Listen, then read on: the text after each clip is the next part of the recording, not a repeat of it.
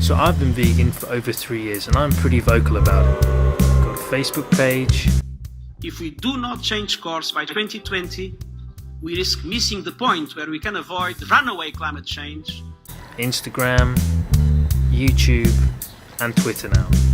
So I'm that classic vegan, How do you know someone's vegan? Don't worry, they'll tell you. And for anyone who's not vegan, I know this can be really annoying, but just hear me out because it's kind of important. It does affect everybody. So there are 3 main reasons I was convinced to abstain from animal products as much as realistically possible. There are so many aspects to this, but I'm only going to focus on one in this video. Now, heart attacks are the leading cause of death in Western countries, cause of which is atherosclerosis.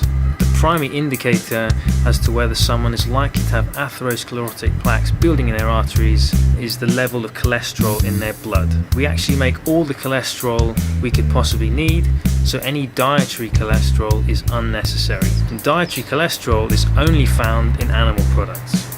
Now, only a whole foods plant-based diet has been shown to halt the progression of this disease and even reverse it. Dr. Caldwell Esselstyn conducted a study using patients with advanced cardiovascular disease, and he showed that arteries open up and blood flow improves when patients strictly adhere to a whole foods plant-based diet. Just think about that for a second. Reversing the #1 killer. No drugs, no surgery, just addressing the cause. The first article that caught my eye a little over 3 years ago was from the United Nations, who came out and said that it's really important that the population tends towards a plant-based diet. There have been so many studies saying this kind of thing, but more recently the University of Oxford came out and said this. The environmental impacts of the food system are daunting. It's responsible for about a quarter of all greenhouse gas emissions. It uses about 70% of all freshwater resources, and it occupies about 40% of the Earth's land surface.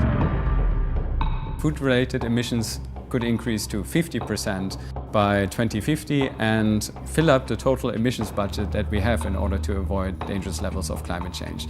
If everybody went vegan by 2050, we estimated that the food-related greenhouse gas emissions could be reduced by 3/4. Now, I will say that one can be perfectly healthy on a diet that's predominantly plant-based with a small amount of animal products. And a diet like this can also massively reduce our impact on the environment. But the third reason is why I felt compelled to go 100% plant-based. I'm not going to show any graphic footage, don't worry, but just think about that. Why do we find that footage so disturbing? If it was in our instinct to eat those animals, would we have a problem with seeing them being killed? I know I couldn't kill one myself, so can I justify someone doing it for me? It seems as though the success and the sales of these industries really depends on a disconnect between those who buy the products and the animals that have been used to make these products. Especially after having spent time with cows, pigs, chickens at a sanctuary, I feel like there's no real difference between them and dogs in the ways that matter, such as the ability to suffer and feel pain. So if these products aren't necessary for our health, then can I justify paying for them? Anyway, that's some food for thought.